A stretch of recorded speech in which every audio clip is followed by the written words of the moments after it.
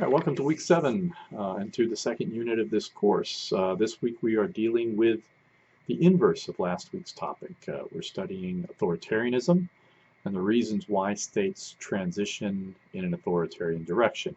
The authors begin with a cautionary note on the country that was once known as Southern Rhodesia, now known as Zimbabwe. It was a country that had been ruled autocratically by a white minority for many years. There was a lot of poverty, but by all accounts, Rhodesia was a very prosperous country with a fairly high GDP, lots of natural resources in mining and agriculture, and a thriving tourism industry.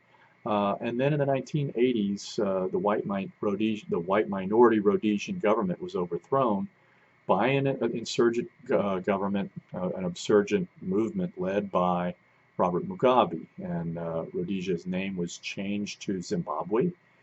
For a time, conditions improved. Mugabe was a charismatic leader and people kind of liked him. And then stories began getting out that he was massacring opponents and he had launched a land distribution plan, taking well-managed farmland from prosperous white farmers and doling it out to war veterans who mostly were cronies of Mugabe who knew little about agriculture.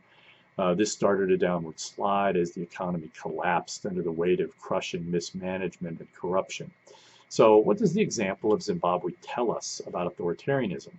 One thing we learn is that there are lots of pathways to authoritarian rule. There are lots of ways that things can go sideways in politics. So why do some countries slide into authoritarianism? Why does authoritarianism persist? And one account for that is it's hard to change when people don't want things to change.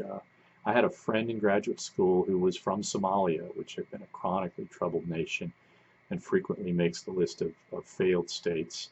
When he was asked, why the situation in his country was so bad, he'd say, "Hey, people make decisions."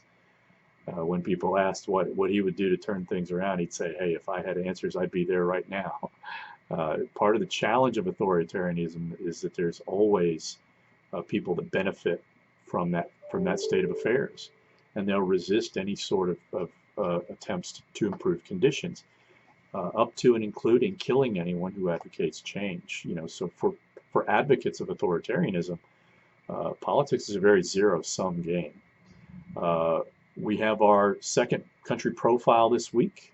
This time you'll need to select a country from Asia and write a profile of that country using reputable sources, preferably. Look to the profiles provided in the text for guidance, recognizing that I'm really not looking for more than 4 to 6 pages. In addition to this profile, we have the weekly forum and quiz on Chapter 7. Our profile country for this week is Russia, which I think is very appropriate given the topic, in light of the trend line away from democracy. Russia has gone from authoritarianism toward democracy back to authoritarianism.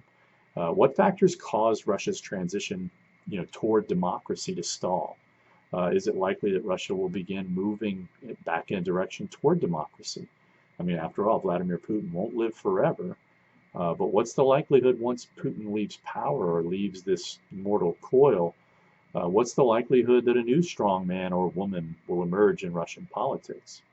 So, got plenty to talk about. Let's have a great week.